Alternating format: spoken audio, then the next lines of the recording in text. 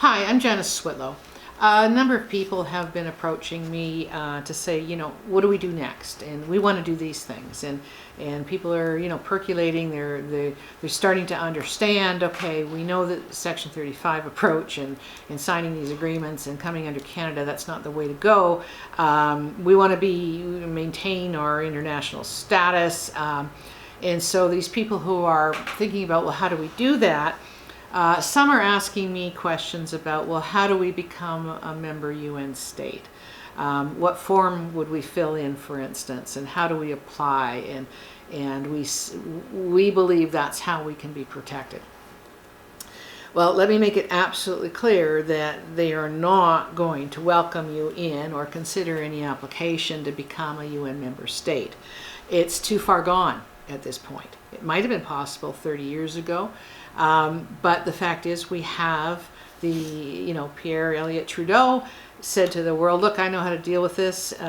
We've consulted the churches, they've helped us formulate an approach, and we're doing it this way. Watch me, and then we have the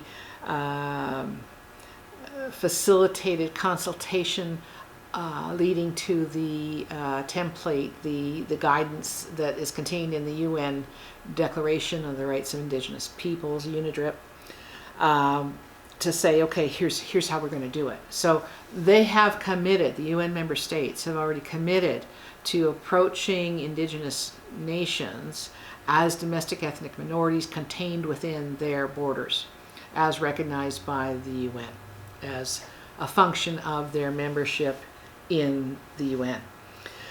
So that is not an approach. And it's important to understand that those that have observatory status or consultation status, they're referred to as NGOs. That means non-governmental organizations. So that's obviously another way you do not want to go, because you're specifically saying we're not a government. If you're not a government, you're not of a nation. You're just an organization that maybe has certain interests that might provide input in terms of your own research, for instance, but that is not a way to protect the fact of Indigenous nations. And some groups, have done that, but that is not a step that has furthered the protection of Indigenous nations. So it's important to understand the environment within which you operate. Just because there is a UN doesn't mean that's all there is. It was put in place in terms of trying to help, protect global peace. We could spend hours talking about whether the UN's effective or not, but it's not where you put your energies and focus in trying to do something to get them to let you into the old boys club. They're not. They've already been clear. They don't want you there. They want what you have. And they've gotten together and plotted how to do it.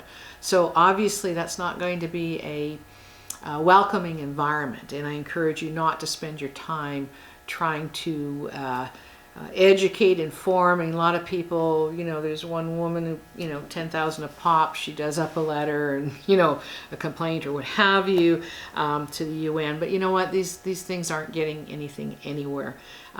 If UN DRIP was such a great process, things would be better off. If Section 35, was such a great deal, we wouldn't be having the problems that we're having today. Instead, it's important to be at home. It's important to work to shake off the falsehoods that you've been primed and indoctrinated at times to accept. It's important to mend and heal and come together as families and communities and nations and start breaking out of these borders that have been imposed on you that don't actually bind you. Then I'm talking about reserve. We have lots of politics and power struggles, and this is my turf, in terms of chief and council, for instance, and not understanding how that is, well, in the short term, yeah, you might control something there, but in the long term, what you're doing is contributing to the evidence that says there's no more nation. The only thing left are these pockets of Indian bands that are defined by government legislation, and as such, government can pass new legislation and redefine you. Now, they can't unless you agree to that, and that's why we have things like the Anishinaabe Nation Governance Agreement that says, okay, vote on this, agree to abandon, and agree to have this new corporation set up, and they'll deliver services to you, and they'll decide who's part of us. And that's just basically Indian Act 2. And with even worse results, because there's no fiduciary obligation remaining in the Department of Justice, for instance, to protect the people. It's really setting up the potential for a dictatorship, if you will, sole control over a big pot of money. Canada doesn't really care about protecting. They want you gone. I mean, that hasn't changed, I'm sorry to say. And why they might say, yeah, you can live as individuals, etc., but we want you gone as a nation. We want you gone as the owners of the land. We want you gone as the Crown's treaty partner. They, to the extent of, trying to protect themselves in terms of their image with the UN. Now, there is existing international law. There are things that can be said and done.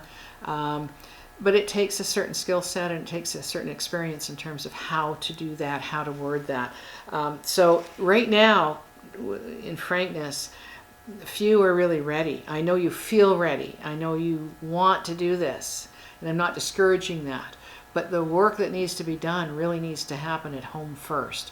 And hopefully through my assistance with some of the education and sharing that I'm able to do with you through these videos, you'll become better prepared.